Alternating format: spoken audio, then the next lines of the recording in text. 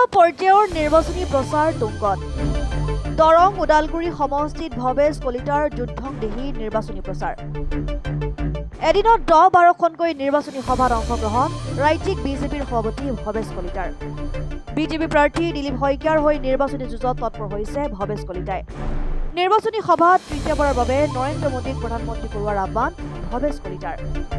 ইফালে ভাষণ প্ৰসংগত কলিতাই কয় যে দৰিদ্ৰ সীমাৰেখাৰ পৰিয়ালসকলক অকল ৰেচন কাৰ্ড দিয়া নাই ইয়াৰ লগত 5টাকৈ ল'ৰা-ছোৱালী দিছে প্ৰধানমন্ত্ৰী মোদীয়ে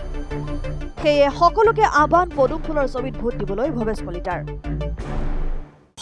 দেশখনক আগবঢ়াই লৈ গৈছে আৰু অসমতো মাননীয় মুখ্যমন্ত্ৰী ডক্টৰ হিমন্ত বিশ্ব শৰ্মা ডাঙৰীয়া আৰু তেখেতৰ চৰকাৰখনে যিদৰে কাম কাজ কৰিছে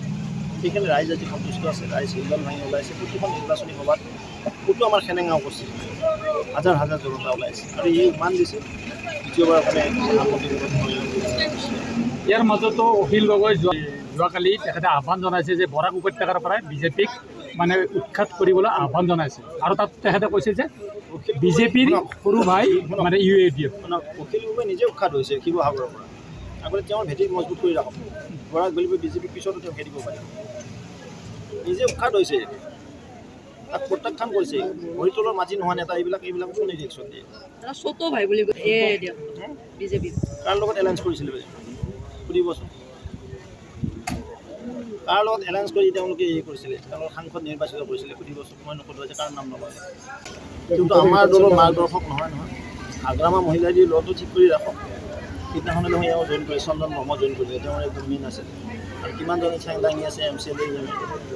বিজেপিত যোগদান কৰাৰ কাৰণে আগতে দলটো ঠিক কৰি ৰাখিব দিয়ক আগ্ৰামা তাৰপিছত তেওঁ ভৱিষ্যতবাণী কৰিব বেলেগ দলত আগ্ৰামা মহিলাৰী যিহেতু শাসক দলৰ লগত থকাৰ এটা স্বভাৱ তেখেতসকলৰ গতিকে আপোনালোকৰ ইংগিত পেলাই তেখেতসকলে আহিব দলৰ লগত নাই আমি ক্লিয়াৰ কৰি দিছোঁ আগ্ৰামা মহিলাৰীজনৰ কেণ্ডিডেট নাই বিজেপি মৰ্চাত নাই তেওঁ চৰকাৰ পুৰত আছিলে হাউচতে চৰকাৰী মুখত মানে সুবিধা লোৱাৰ কাৰণে চৰকাৰক ছাপোৰ্ট দি আছে কিন্তু আপোনালোকে সেউজ সংকট দিলে আহিব নেকি সেউজ সংকট ৰেড সংকটৰ কোনো প্ৰয়োজন নাই আমাৰ সুন্দৰ মৰ্চা চলি আছে APPL সম্পূৰ্ণভাৱে ভাৰতীয় জনতা পাৰ্টীৰ নেতৃত্বত কাজত আমি APPLক প্ৰাৰ্থিত্ব এৰি দিছোঁ আৰু APPL আমাক ওদালগুৰিতে এৰি দিছে নিশ্চিতভাৱে অসম গণ পৰিষদ APPL ভাৰতীয় জনতা পাৰ্টীৰ মিত্ৰতাৰ কাষত আবদ্ধ হৈ নি 14খনতে আটাইকেইটা দলে অৱতীৰ্ণ হৈছে আৰু সেইনীতি নিৰ্বাচন অৱতীৰ্ণ নৱগঠিত যিটো বৰলীয়া মণ্ডল বৰলীয়া মণ্ডলৰ অন্তৰ্গত চিটাৰা পৰিমণ্ডল কাৰ্যালয়ত এখন ৰাজহুৱা সভা অনুষ্ঠিত কৰা হৈছে 26 তাৰিখে যি নিৰ্বাচন হ'ব এই নিৰ্বাচন দৰং ওদালগুৰি সন্মানীয় প্ৰাৰ্থী দিলীপ শইকীয়া ডাঙৰীয়াক আৰু মোদী ডাঙৰীয়াক তৃতীয়বাৰৰ কাৰণে প্ৰধানমন্ত্ৰী পদত প্ৰতিষ্ঠিত কৰাৰ কাৰণে এই নিৰ্বাচনী প্ৰচাৰ সভা ইয়াত অনুষ্ঠিত কৰা হৈছে আজি কেইবাখন প্ৰায় 10-12খন সভা আমাৰ আছে ইয়াৰ পিছত আমাৰ বিশ্বনাথত আছে আলিমুগত আছে বান্দুৰিত আছে জয়ন্তীপুৰত আছে কেইবাঠাইত তেনেকৈ আমি সভা ৰাখিছোঁ যিটো আমাৰ প্ৰচাৰ তুংগত আছে আৰু বিৰোধীবিহীন এই নিৰ্বাচন অন্য পাৰ্টীৰ কোনো সভা সমিতি নাই কেৱল আমাৰ এই সভা সমিতি হৈছে আমাৰ যাতে জনতা আহিছে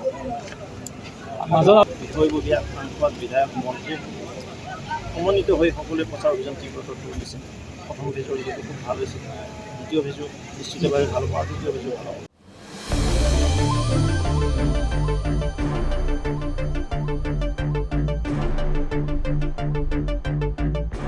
ৰঙিয়াৰ পৰা হেমেন কলিতাৰ ৰিপৰ্ট ডেমক্ৰেটিক আছাম।